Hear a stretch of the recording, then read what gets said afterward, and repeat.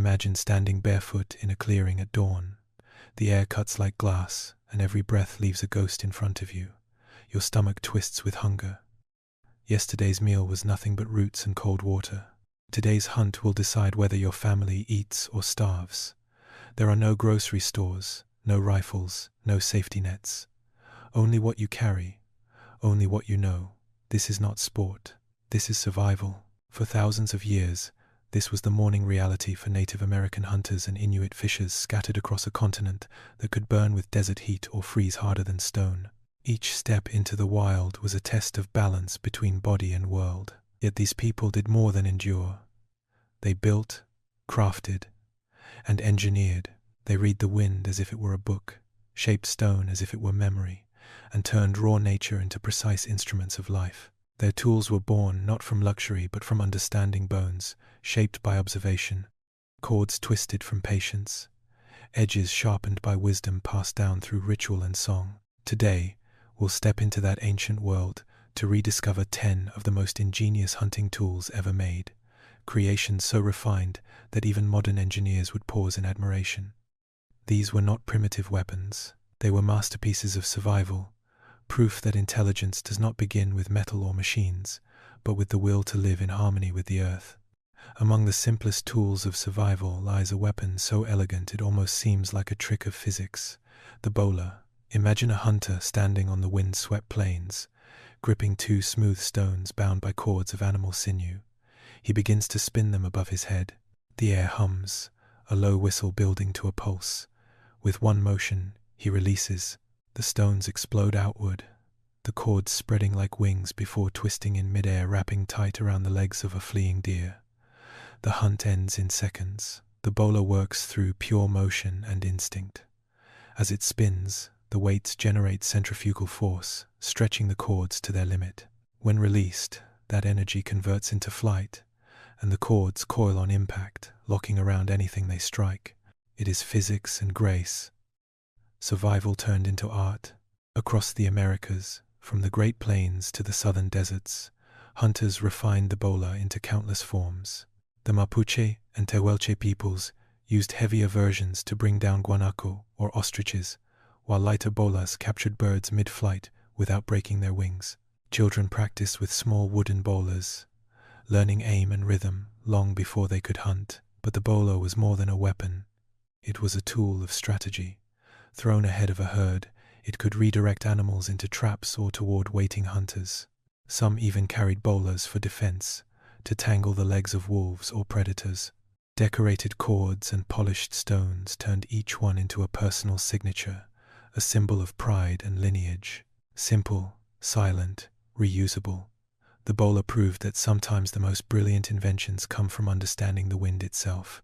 Far from the grasslands where the bola ruled, another weapon conquered an entirely different frontier: the ocean. For the Inuit and coastal native peoples, survival meant facing a living sea that could feed or swallow them whole. Their answer was the harpoon, a masterpiece of precision designed not for speed, but for certainty. A traditional harpoon had 3 parts: the shaft, the detachable head, and the line. The shaft was long and straight, light enough to throw yet strong enough to resist the pull of a massive creature. The head, carved from bone, ivory, or antler, was the real genius. When it struck, it detached from the shaft, but stayed tethered by a line of twisted sinew or seal gut. Under tension, the head rotated sideways, an ingenious toggling motion that anchored it deep inside the prey, making escape impossible even in roaring water. Hunting with a harpoon required silence and patience. Hunters mastered a silent paddle, slicing their oars through the water in slow figure eights, so quietly that even seals would not stir. Others waited on the ice for hours, motionless, until the faintest breath from a seal betrayed its presence below. One perfect throw could feed an entire village through the long, dark winter. But the harpoon was not just a tool, it was sacred.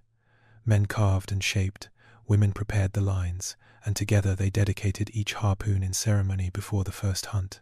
To lose one was misfortune. To wield it well was honor. It turned chaos into sustenance, proving that knowledge and balance could tame even the sea itself. From the frozen shores of the north, where harpoons ruled the sea, the story of survival moves inland to forests, plains, and mountains where silence could mean life and one breath could shatter a hunt. Here, the bow and arrow became the symbol of precision and patience, a weapon that turned distance itself into safety. Across North America, the bow was not a single invention, but a language spoken in many dialects. On the open plains, hunters crafted short, powerful bows that could be drawn quickly from horseback, perfect for chasing bison across endless grass. In the dense woodlands of the east, longer bows allowed hunters to strike deer silently through layers of trees. In the Arctic and Pacific Northwest, archers adapted their craft for water, tying lines to barbed arrows to catch fish beneath the ice. The making of a bow was a ritual of craftsmanship and faith. Woods like hickory and Osage orange were chosen for their strength and memory. Some bows were backed with animal sinew, glued tight so that the tension of every shot carried the strength of both man and beast. Arrowheads of flint, chert, or obsidian were shaped by careful pressure, each flake removed with the precision of a surgeon. A single wrong strike could waste hours of work. Hunters tested every arrow by spinning it on their fingertips, letting it fall, even shooting into water to see how true it flew.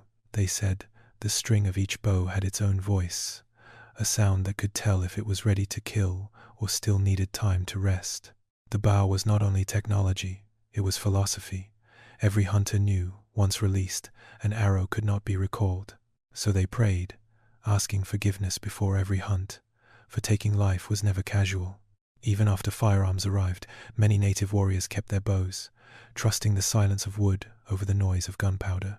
Yet in the far southern jungles, another silence reigned, where thick vines muffled sound and the air itself felt alive.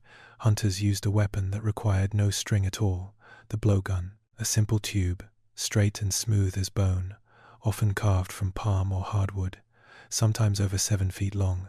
Through it, a hunter's breath became his arrow. Each dart was a miniature masterpiece, a thin wooden shaft just a few inches long, fitted with soft fibers from kapok trees that sealed perfectly inside the barrel. The slightest imperfection could ruin accuracy. But the true genius lay at the tip, a thin coat of curare, a plant-based poison that brought paralysis in seconds. The mixture was carefully balanced, strong enough to drop a bird or monkey high in the canopy, yet harmless once the meat was cooked. To master the blowgun, hunters trained their lungs like warriors. They practiced deep breathing until they could send darts silently through leaves, hitting targets no wider than a coin. In a world of noise, the blowgun was pure control. No recoil, no echo, just one breath and a whisper of death. It was the ultimate harmony between human skill and the stillness of nature, a reminder that survival doesn't always roar, it sometimes whispers. Not every hunt was a battle of size or strength. Sometimes survival depended on gentleness, on knowing how to take life without breaking it. Deep within the rainforests of Central and South America, tribes crafted one of the most curious weapons of all, the pellet bow. At first glance, it looked like a child's toy, but in truth it was an ingenious bridge between the bow and the slingshot. Instead of launching arrows, it hurled small clay or stone pellets between 2 parallel strings joined at the ends. When drawn back and released, the pellet snapped forward with remarkable speed, enough to stun birds and small game without tearing flesh or feathers. Feather hunters prized this weapon. A single clean shot could bring down a parrot or toucan without damaging the plumage they needed for ceremonial headdresses or for fletching new arrows. Ammunition was everywhere: smooth stones, hardened clay, even marbles of baked mud. Cheap, light, and endlessly reusable. Hunters carried pouches full of pellets, ready for quiet precision in a world alive with sound. In the open skies farther south, another elegant design ruled: the bird bola. Shaped like its land-hunting cousin but built for the air, it used lighter cords and smaller stones. Hunters would swing the bola high and release it upward, letting it arc in a graceful curve before falling into a flock. The cords spun and tangled in midair, wrapping around wings and bringing birds down unharmed. During migration season, when flocks passed by the thousands, a single throw could mean food, clothing, and warmth for an entire family. And where land ended and water began, yet another tool completed the cycle: the fishing spear.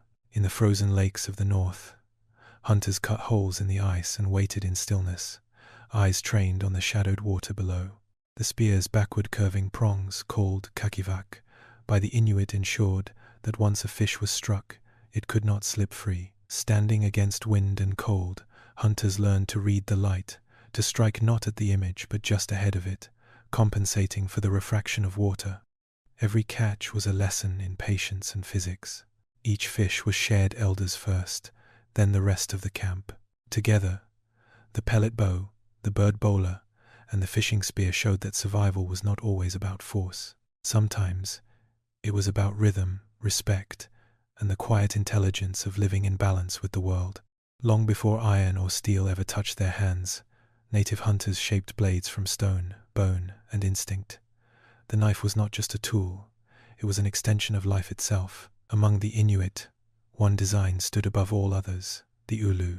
With its half-moon blade and handle set above the edge, it fit perfectly in the palm, allowing immense leverage for cutting, scraping, and carving. Women used the ulu for nearly everything, preparing hides, butchering seals, even building igloos from blocks of snow. Some ulus held sacred purpose, used to cut umbilical cords or prepare a newborn's first meal, symbolizing the continuity of life through creation and survival. Before metal, these blades were chipped from obsidian so sharp they could split hair. Later, when traders brought iron, the shape stayed the same, because perfection needs no improvement. Even older than knives were the spear points, relics of an age when humans hunted giants. The Clovis and Folsom cultures left behind fluted stone points over 13,000 years old, each one carved with impossible precision. Archaeologists have found them hundreds of miles from their source quarries, proof of vast trade routes and shared knowledge across tribes. To craft a single point, a flintknapper had to strike at a perfect angle about 33 degrees, with exactly the right force.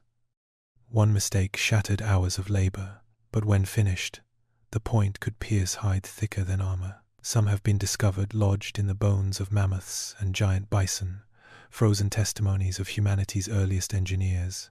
As the millennia passed and herds grew smaller, weapons evolved with them. Spears shortened, arrows multiplied, and one of the simplest weapons of all returned to the hands of children, the sling. Nothing more than a leather pouch and 2 cords, yet in skilled fingers it could send a stone flying at over 80 miles per hour, carrying the same energy as a modern handgun bullet. Boys learned accuracy by striking nuts from branches before they were ever allowed to hunt. Every missed throw was a lesson in patience, in rhythm, in respect for the distance between hand and heart. Across generations, these tools, knife, spear, sling, were more than objects. They were memories made tangible, each one carrying the imprint of its maker's breath and will. They turned wilderness into home and struggle into art. And when we step back to look at them together, we see not primitive survival, but a kind of genius, an intelligence born from observation, repetition, and care. These tools did not scar the land. They worked with it. They taught that every resource mattered, that every life taken demanded gratitude. In a world now filled with noise and abundance, their quiet wisdom still echoes. Survival, after all, is not about domination. It is about understanding. It is about harmony. The ancestors who once shaped stone into life remind us that progress does not always mean new. It sometimes means remembering. So which of these ancient inventions speaks to you most? The whisper of a blowgun, the flight of an arrow, or the perfect curve of an ulu blade? Each holds a truth about us, that ingenuity is timeless, and respect for nature is the oldest form of intelligence we have ever known.